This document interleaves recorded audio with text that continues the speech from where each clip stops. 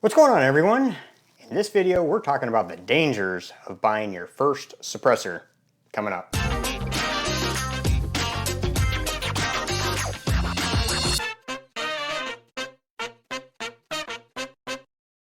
So, should you buy your first suppressor? Well, that could be a dangerous decision. And here's why. I went down the road of buying my first suppressor. With that first stimulus check that we got in 2020, I decided to use that on my first suppressor. Did a whole bunch of research, tried to figure out which one was the best for me. At the time, I did not have anything larger than a 223 caliber or 5.56. I did not own anything that could accept a suppressor that was like 9mm or 357 or 300 blackout or 308 or any of that stuff. So I felt like if I just got a 5.56 can, I would be good to go. And I would just get a whole bunch of muzzle devices and be able to use that suppressor on a whole bunch of different of my rifles. So I bought a whole bunch of different Griffin Armament gate lock muzzle devices, most of which have been discontinued, which is unfortunate because I only have like one of each of them. But I ended up getting the Griffin Armament M4 SDK. So the Griffin Armament M4 SDK it's called a gate lock. It's got a little tab that comes out, and then you slide that on over the muzzle device, and then you lock it in. This suppressor I have liked. I don't have any complaints about it, and I can use this on a whole bunch of different rifles. Now here's the problem. When I bought it and I started using it, I fell in love with suppressed fire.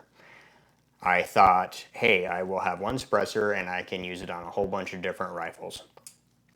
Well, after buying my first one, I'm like, screw that. I want a suppressor for each rifle. So now I have a few more.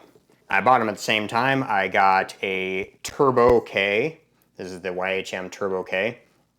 I also got the Resonator K. Now the nice thing about the YHMs is each one of these, not including the tax stamp, was less than 400 tacos for each of them. And this is the Resonator K. This is going to be used on a 308 or 300 blackout for me. I mean, I can use it at 5.56, but it's not going to be the tightest. But I specifically got this for my 300 blackout, but I can also use this on my Ruger S-FAR. The dangers of buying your first suppressor is that you're going to want more. And more. And I still want more. The wait time for suppressors is super low now, or at least currently. I don't know if that's going to change. I really want to buy more. I really want to get the Huxworks Flow 5.56 for my X95. I actually wouldn't mind getting more than one of those because, I mean, the Huxworks is really good and I really like them. But they are a bit pricey when you're talking about 400 versus 11 or 1200, not counting the tax stamp. I mean, you can buy 3 of these for one of those, not counting tax stamp. So you can buy 2 of these for one of those. Now, it's not a bad idea to get one that can be used on several different platforms to at least get you started. If you are broke like I am currently, then that would be a good way to go so that you can at least have something to use on different calibers, different platforms.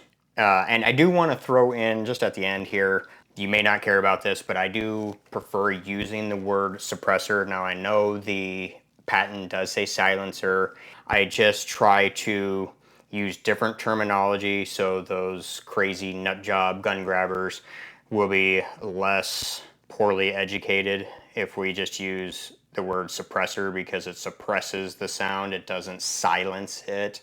So, I mean, they are big on wordplay, so we might as well play their game and try and beat them at it. I feel like we're losing. Everybody wants to say that we're winning, but the laws are still being passed. We are losing. There's no ifs, ands, buts about it. We're still losing. They pass 20 laws for every one win we get, and then they have to crawl their way through the court system.